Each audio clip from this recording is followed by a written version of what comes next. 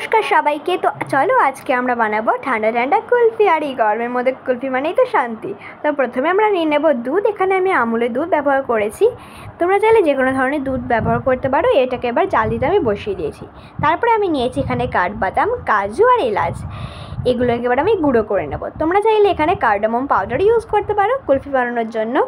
এখানে আমরা এলাচ ব্যবহার করেছি, দুটো অ্যাকচুয়ালি একই। তারপরে এগুলোকে পরিমাণ মতো গুঁড়ো করে নেব। তোমরা যতটা পরিমাণে কুলফি বানাবে সেই অনুযায়ী এলাচ, তারপরে কাজু আর কাঠবাদামটাকে গুঁড়ো করবে।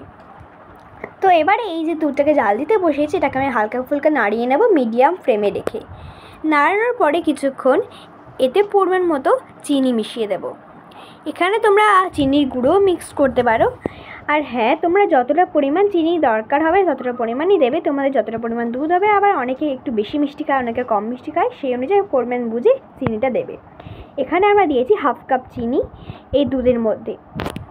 তো এবারে এই চিনিটাকে মেশানোর পরে ভালোভাবে করে একটুখানি চামচ দিয়ে নাড়িয়ে চাড়িয়ে নেব। আর পাশের যে মালাইগুলো, সেই মালাইগুলোকেও নিয়ে নেব। এইভাবে করে ছেনে ছেনে নিয়ে আবার মিক্স করতে থাকবো।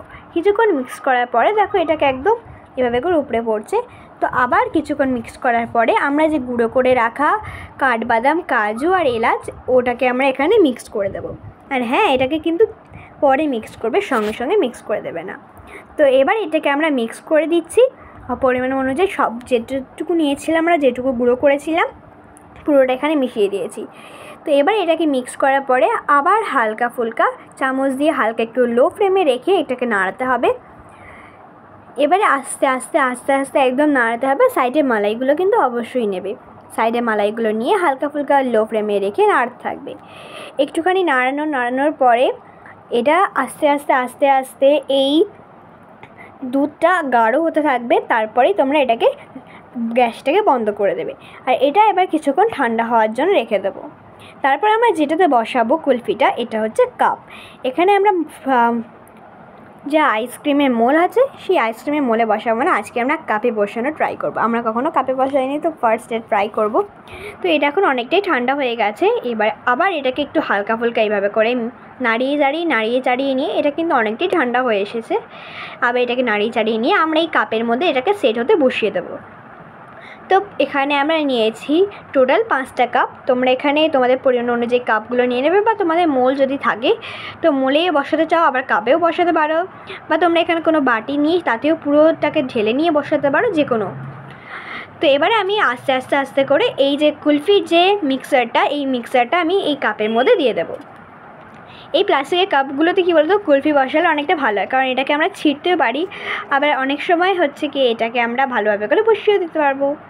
তো এবারে আমাদের সব কটা কাপে ঢালা হয়ে গেছে। তো চলো এবারে আমরা এটাকে ওভারনাইটের জন্য ফ্রিজে রেখে দেবো। তো চলো এখন আমি এটাকে ফ্রিজের মধ্যে ঢুকিয়ে নেব। তো এটাকে ফ্রিজে ঢোকানোর আগে তোমরা এইভাবে করে ফ্রিজে ঢোকাতে পারো, বাট আরেকটা স্টেপ কিন্তু অবশ্যই করা দরকার। এখানে তোমরা ফয়েল পেপার ইউজ করতে পারো, বা যাদের ফয়েল পেপার নেই তারা এরকম প্লাস্টিকও ইউজ করতে পারো। আমাদের এখানে ফয়েল পেপার শেষ হয়ে গেছিলো, সেই জন্য আমরা এই প্লাস্টিক ব্যবহার করেছি। আর প্লাস্টিক আর ফয়েল পেপার একই হবে যে কোনো। তো এখানে প্লাস্টিকগুলোকে এইভাবে করে গার্ডার দিয়ে আটকে হালকা করে একটুখানি ছিদ্র করে তার মধ্যে আমরা কাঠি যেটাতে আমরা বসাবো, সেই কাঠিটাকে আমরা এখানে ইনসার্ট করে দেবো। তো এখানে আমি প্রত্যেকটাতেই আমি এখানে হচ্ছে গিয়ে প্লাস্টিকগুলো গার্ডার দিয়ে আটকে ফেলেছি। তোমরা চাইলে ফয়েল পেপারও আটকাতে পারো। তো এবারে এই ছুরি দিয়ে একটুখানি করে কেটে যে কাঠিগুলো আমরা রেখেছিলাম এগুলোকে আটকানোর জন্য, সেই কাঠিগুলো এর মধ্যে ইনসার্ট করে দেবো।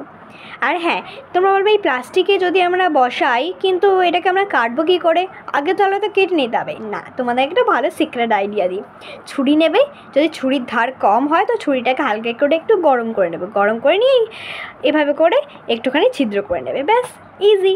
তো চলো এই সিক্রেট আইডিয়াটা কিন্তু তোমাদেরকে আমি দিয়ে দিলাম। যারা যারা পুরো ভিডিও দেখবে তারাই এই আইডিয়াটা জানতে পারবে। তো চলে আমরা এটাকে এবার ফ্রিজের মধ্যে ঢুকিয়ে দিই। আর হ্যাঁ, ডিপ ফ্রিজে ঢোকাবে, এটা 5-এ রাখবে। তো এবার আমি ডিপ ফ্রিজে এটাকে ঢুকিয়ে দেবো, অ্যান্ড আমরা ওয়েট করবো যতক্ষণ এটা জমবে। তারপরে ইন্টারেস্টিং এই গরমের মধ্যে ঠান্ডা ঠান্ডা কুলফি এনজয় করবো। তো চলো এখানটাকে আমরা এখন রেখে দিই ফ্রিজের মধ্যে। তো চলো যারা যারা এর আগেই কুলফি বানিয়ে ফেলেছে তাদেরকে কিন্তু একদম সালাম জানাই। তো আমরা এখন কুলফি বানিয়ে ফেললাম, অ্যান্ড এটাকে ফ্রিজের মধ্যে ঢুকিয়েও দিলাম। তো চলো এবার এটাকে আমি ফ্রিজটাকে অফ করে দিলাম। তো এটা হচ্ছে কি নেক্সট মর্নিং, এটা মর্নিং বলা যায় না, এটা আফটারনুনে আমরা এটাকে বের করছি। তো চলো দেখি এটা কেমন জমেছে আর কেমন টেস্ট হয়েছে। তো আমি তো খুবই এক্সাইটেড, কারা কারা এক্সাইটেড বলো তো যে এটা কেমন জমেছে সেটা দেখার জন্য। আর এটা না সব থেকে বড়, মানে কি বলবো, এটা যে এত ভালোভাবে জমেছে আমি নিজেও ভাবতে পারিনি। তোমরা এর পরেই ক্লিপসে দেখতে পারবে। তো এটা দেখো তোমরা, এখানে তোমরা দেখতে পাবে যে প্লাস্টিক, মানে ফয়েল পেপার ছাড়া প্লাস্টিক দিয়ে এইভাবে করে জমিয়ে দিয়েছি, কোনো মোল ছাড়াই কাপে কীভাবে করে জমিয়েছি। এই ভিডিওটা তাদের জন্য যাদের যাদের মোল নেই, তাছাড়াও যাদের যাদের কোনো ফয়েল পেপার নেই তাদের জন্য এই ভিডিওটা অবশ্যই ভালো। আর এটা এত বানানো সহজ না, সেরকম টেস্টটা তোমরা পরেই জানতে পারবে যে এটা কেমন টেস্ট হয়েছে। আমার বোনুর রিয়াকশানটা জাস্ট দেখো। তো চলো এবার আমরা এটাকে বের করবো কি না, কারা কারা এক্সাইটেড? আমি তো খুবই এক্সাইটেড। তো চলো এবার এটাকে আমি বের করে ফেলি, আমার মা এখন এটাকে বের করে ফেলবে।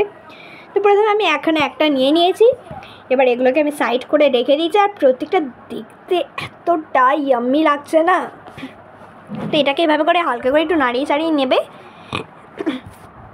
নিয়ে এইভাবে করে বের করবে। And this is the interesting part. আমি ভেবেছিলাম এটাকে ছিঁড়তে হবে, বাট এটা না, এটা এত সহজে বেরিয়ে গেল কি বলবো। তোমরা দেখো জাস্ট প্রত্যেকটা এইভাবে করে আমি একটুখানি করে দিয়েছে মা। তারপরে এটাকে এইভাবে করে একটুখানি টানলেই এটা কি সুন্দরভাবে বেরিয়ে আসছে। Just look at this, oh my God. আমি তো ভেবেছিলাম এটাকে ছিঁড়তে হবে। অ্যান্ড যেগুলো যেগুলো ছোটো কাটি বসিয়েছি না, সেগুলো আরও কিউটভাবে বেরিয়েছে। জাস্ট তোমরা দেখো কত সুন্দরভাবে বেরিয়ে এসেছে, মানে শেপগুলো just look at this guys. অবশ্যই ট্রাই করবে তোমরা। তাহলে জানতে পারলে যে যাদের মোল নেই, যাদের ফয়েল পেপার নেই, তাদের এটা বানানো কিন্তু ভীষণ সহজ। যাদের মোল নেই, ফয়েল পেপার নেই, তারাও এটাকে আসানভাবে বানিয়ে নিতে পারবে। তো তোমাদের অনেকেই রিকোয়েস্ট করেছিলে যে আমাদের মোল নেই, আমাদের ফয়েল পেপার নেই, তো আমরা কীভাবে করে এটাকে বসাবো, একটুখানি আইডিয়া দাও। তো এই ভিডিওটা তাদের জন্য। তো সবাই ভিডিওটাকে দেখো। অ্যান্ড টেস্ট, আমরা মার রিয়াকশান দেখেই তোমরা বুঝতে পারবে যে এটা কতটা টেস্টি হয়েছে। তো অবশ্যই বাড়িতে ট্রাই করবে যারা যেটা এখনও পর্যন্ত ট্রাই করনি। আর যে এটা তোমরা দেখতেই পারলে জাস্ট এখানে কাজু, কাঠবাদাম, এলাচ আর হচ্ছে কি দুধ আর চিনি, ব্যাস, তারপরেই রেডি। তো চলো এই ভিডিওটি যদি ভালো লাগে তো একটা করে লাইক অ্যান্ড একটা করে কমেন্ট অ্যান্ড সাবস্ক্রাইব করে ফেলো চ্যানেলটাকে। আর দেখতে দেখো কতটা অ্যাট্রাক্টেড লাগছে। আর এবার আমি ট্রাই করবো। এতক্ষণ তো মার বোনও ট্রাই করলো, মার বোনের রিয়াকশান তোমরা দেখলে যে কতটা টেস্টি। আর আমার রিয়াকশান দেখো, ও মাই গড, এটা এত টেস্টি কি বলবো। এখানে তোমরা যদি কাঠবাদাম, তারপরে যেগুলো আমি দিয়েছি কাজু, এগুলো ছাড়াও যদি করতে অলওয়েজ টেস্টি লাগতো। আর আমার বোনের রিয়াকশানে জাস্ট দেখো। চলো এটাই ছিল আজকে আর ভিডিও। কেমন লাগলো কমেন্টস করে অফকোর্স। নেক্সট রেসিপি আসতে চলে যেত। চলো আজকের জন্য বাই বাই, দেখা হচ্ছে নেক্সট ভিডিও নিয়ে।